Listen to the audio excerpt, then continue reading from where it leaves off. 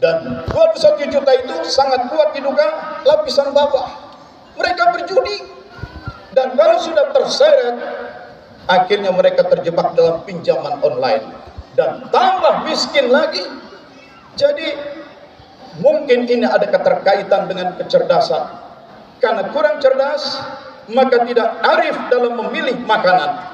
Uang dihabiskan untuk makanan-makanan produk jadi, karena malas memasak, malas menanam tanaman-tanaman pangan yang asli. Karena tidak bijak dalam berpikir, maka lebih banyak belanja habis untuk rokok.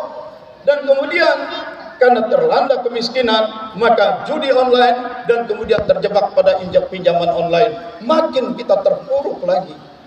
Sementara kita menghadapi tantangan yang besar.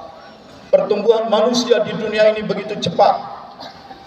Pertama kali penduduk manusia di muka bumi mencapai jumlah 1 miliar itu tahun 1804. Lalu menjadi 2 miliar, bertambah 1 miliar tahun 1927.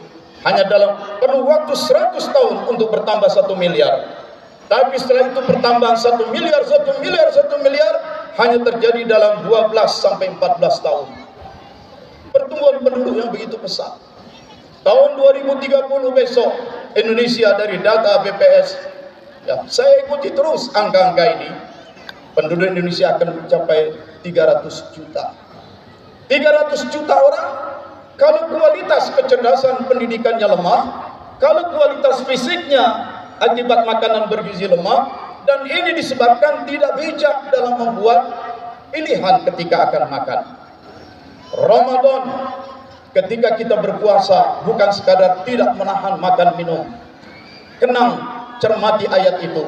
Falyanzuril insanu ila ta'ami. Hendaknya setiap orang mencermati makanan yang akan dia makan.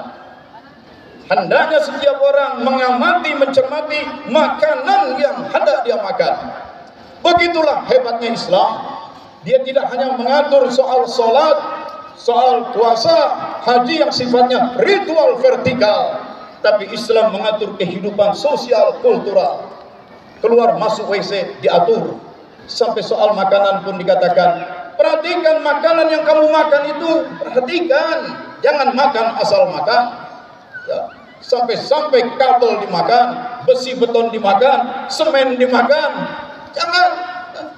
Urusan makan ada kaidahnya. Kulu washrabu, ya, halalan thayyiban. Cari yang halal, yang benar, yang legal, yang thayyib, yang baik, yang bergizi.